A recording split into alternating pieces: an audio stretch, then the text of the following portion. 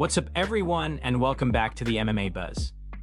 Daniel Cormier believes Manel Kape has now built a very strong and legitimate case for receiving the next UFC flyweight title shot. Breaking down the current landscape of the division, Cormier explained that while Tetsuro Taira's recent win over a former world champ carries significant value and is clearly the biggest victory of his career, there are still questions surrounding that fight. There were moments that left fans and fighters alike wondering whether the bout was stopped too early, and even Brandon Moreno himself appeared surprised at how it ended. Cormier noted that there is at least an argument to be made that Moreno could have continued, which naturally opens the door for debate. However, Cormier emphasized that no such doubts exist when it comes to the outcome of the Manel Kape fight. According to him, there is no debate, no controversy, and no second guessing about what happened. The performance was decisive, clear, and convincing. Nobody is questioning the result, and that matters greatly when evaluating who deserves the next opportunity at the title. Cormier also pointed out an important resume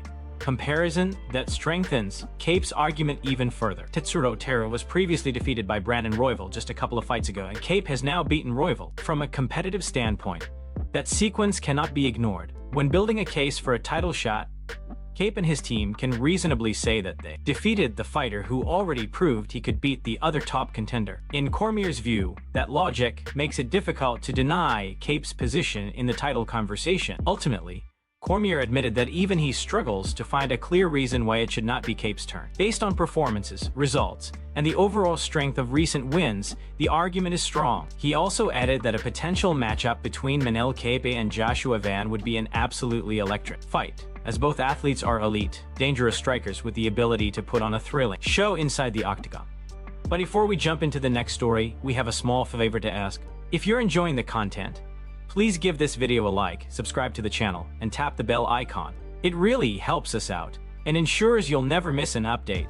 Move on to another news. Paddy Pimblett did not hold back when addressing Colby Covington, openly criticizing the idea that Covington is a nice person away from the cameras. Pimblett dismissed the narrative entirely, explaining that many fighters put on a louder, more exaggerated persona in front of the camera, but in Covington's case, he believes it is nothing more than an act. According to Pimblett, Covington is the prime example of someone who constantly talks and performs for attention, yet fails to earn genuine respect from his peers. He stated bluntly that, from what he has heard and experienced, very few people actually like Covington, describing him as someone who deliberately plays a role to stay relevant. Pimblett added that while some people claim Covington is pleasant behind the scene, the same people often question why his public behavior is so obnoxious. In Pimblett's view, the contrast only reinforces the idea that Covington's persona is manufactured. He also mocked Covington's perceived political connections, suggesting that even those associations are exaggerated. Pimblett joked that former U.S. President Donald Trump likely does not even like Covington, and went on to claim that he himself has won more fights in front of Trump than Covington ever has,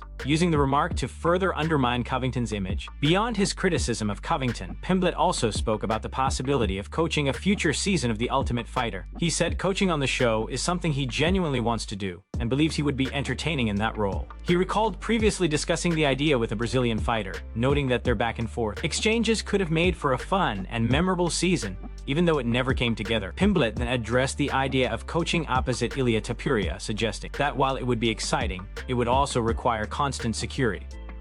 He emphasized that tensions would be so high that security would need to be present around the clock, controlling access and ensuring safety at all times. According to Pimblett, a season featuring him and Topuria would be explosive, unpredictable, and unlike anything fans have seen before, but only if the UFC were prepared to handle the intensity that would come with it. Move on to another news.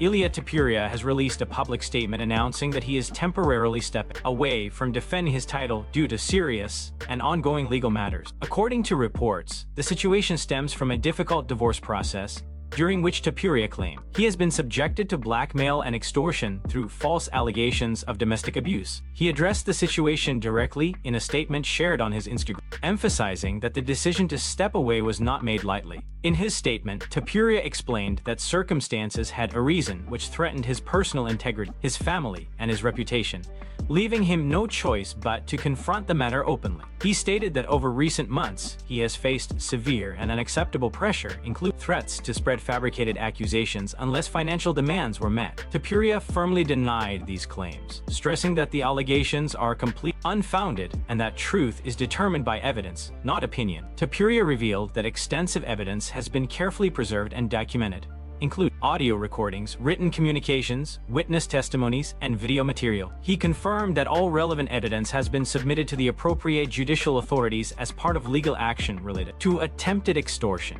falsification of evidence, misappropriation of funds and personal property, and repeated threats. He noted that his initial decision to remain silent was made solely to protect his children, whom he described as the most important part of his life. However, Topuria said he has since realized that silence in such circumstances does not protect the truth and instead allows false narratives to spread. He acknowledged that many individuals have faced similar situations and that, time and again, the legal system has ultimately clarified the facts. By speaking out now, Topuria stated that he is standing up not only for himself and his family, but also to show that no one should be forced to submit to intimidation, manipulation, or fear. He added that those who truly know him can attest that he has never engaged in violence of any kind, and that his life and career have always been guided by discipline, respect, and integrity. Topuria expressed full confidence in the judicial process and said he will allow the legal system to determine the facts based on evidence, out of respect for his children and the ongoing proceedings. He stated that he will not be making any further public comments and requested that speculation be avoided and his family's privacy respected. He concluded by saying that truth does not require noise, only facts. Move on to another news. Tom Aspinall has openly expressed interest in stepping into the boxing ring for a high-profile matchup with Francis Ngannou, while making it clear that he has no intention of pursuing a traditional boxing career. When asked whether he would ever fully commit to boxing, Aspinall was realistic about the challenge, stating that becoming a world champion in boxing would be unrealistic at this stage of his life. He explained that boxing at the elite level requires total dedication from a very young age, and having spent his entire career focused on mixed martial arts, switching paths in his early 30s would not make sense. Despite that, Aspinall acknowledged that his boxing skills are solid, particularly for a heavyweight coming from an MMA background. He noted that speed and athleticism matter greatly at heavyweight, and while he would never chase a boxing world title, he could realistically see himself taking part in a few major crossover bouts. He described these as big-name fights, rather than novelty or freak show matchups, emphasizing that the appeal lies in meaningful, high-profile contests that generate genuine interest. Aspinall also touched on the current crossover boxing landscape, referencing how confusing the matchmaking can be at times. He questioned how fighters are expected to jump levels so dramatically, using Jake Paul as an example, and dismissed the idea that certain boxing matchups make competitive sense. In his view, any crossover fight should be logical, competitive, and commercially viable rather than rushed or forced. When discussing potential opponents, Aspinall suggested that a clash with Francis Ngannou would be the most compelling option. He described it as a massive fight that fans would instantly buy into, given their shared history in MMA and Ngannou's recent move into professional boxing.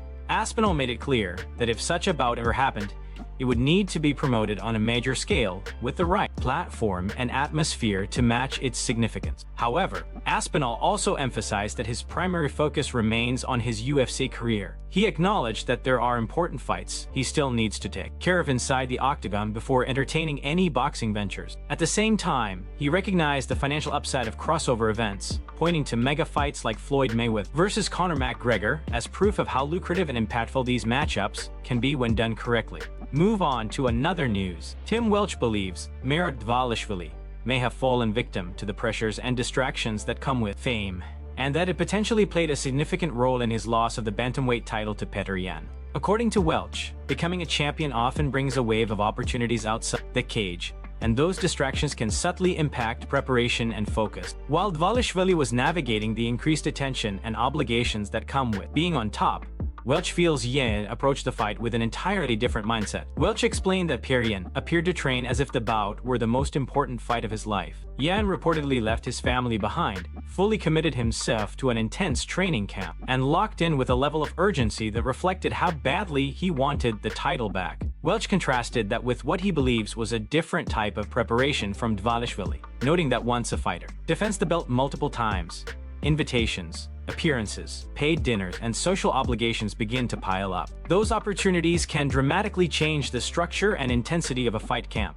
In Welch's view, Dvalishvili's camp for this fight likely looked very different from earlier ones, including his championship bout against Sean O'Malley at the Sphere. He suggested that Dvalishvili did not appear as physically shredded as before, which may indicate subtle changes in focus or preparation. Meanwhile, Yan looked fully dialed in, training with the desperation and discipline of a challenger who had everything to gain and nothing to lose. Welch also pointed to a technical and physical factor that may have influenced the outcome. He noted that during the fight, Dvalishvili repeatedly struck Yan's forearm with hard elbows while attempting his trademark high crotch takedown and waist control position. This is a position where Dvalishvili typically dominates, often controlling opponents for extended periods in each round.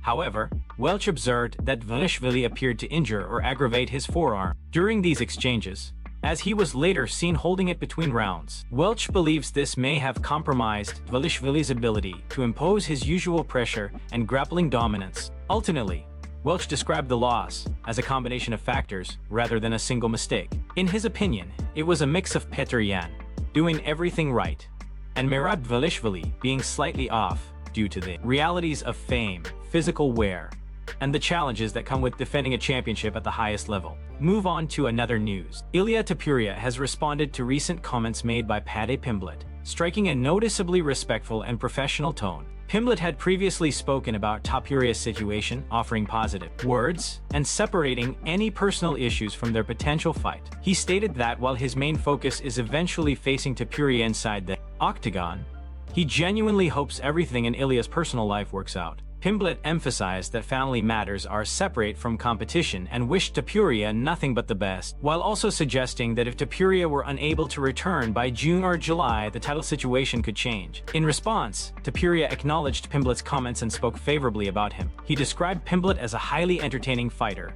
who has done an excellent job building his career and connecting with fans. Topuria admitted that Pimblett has made mistakes in the past, referencing a controversial tweet, but added that everyone learns from their errors over time. He said that beneath the surface, he sees Pimblett as someone who understands family challenges and respects personal struggles. Topuria made it clear that this mutual respect does not diminish the competitive intensity of a future matchup. He explained that personal issues and professional competition are completely separate matters. According to Topuria, what happens in someone's private life has nothing to do with what unfolds inside the octagon. He stressed that both he and Pimblett are professionals, and when the time comes, they will approach the fight with the seriousness and discipline expected at the highest level of the sport. He also expressed confidence that a fight between them would be exciting for fans, noting that it is a matchup many people want to see. Topuria suggested that the contrast in personalities, styles, and energy would make for a highly entertaining contest. While acknowledging the respect shown outside of the cage, he reiterated that once the fight is booked, the focus will shift entirely to competition. Overall, Topuria's response reflected maturity and balance. He recognized Pimblett's supportive comments,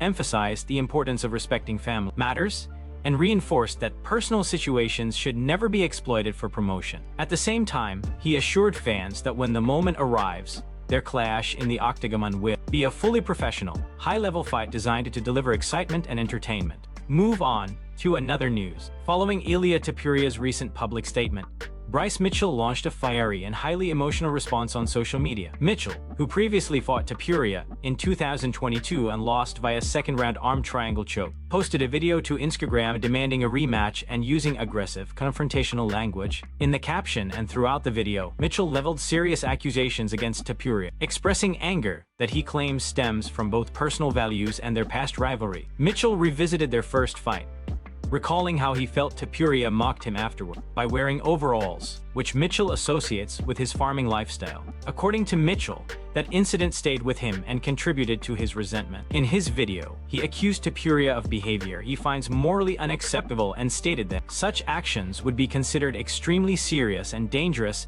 in his own community. Drawing from his upbringing, Mitchell explained that he grew up without a father and said he would rather have an absent parent than witness violence in the home, using this perspective to underscore the intensity of his reaction. Throughout the video, Mitchell repeatedly challenged Topuria's character, questioned his conduct as a husband and father, and claimed Topuria did not deserve certain aspects of his personal life. He also referenced Topuria's family, extending his hostility beyond just their competitive history. Mitchell asserted that he believed he could have won their first fight under different circumstances, and reiterated his desire for a rematch framing it as unfinished business. In addition to his criticism, Mitchell shifted into a religious appeal, urging Topuria to repent and return to Christianity. He stated that forgiveness is possible through faith, but warned of spiritual consequences if repentance does not occur. He also suggested lifestyle changes, including reducing alcohol use, presenting these comments as moral guidance rather than competitive trash talk. Toward the end of the video,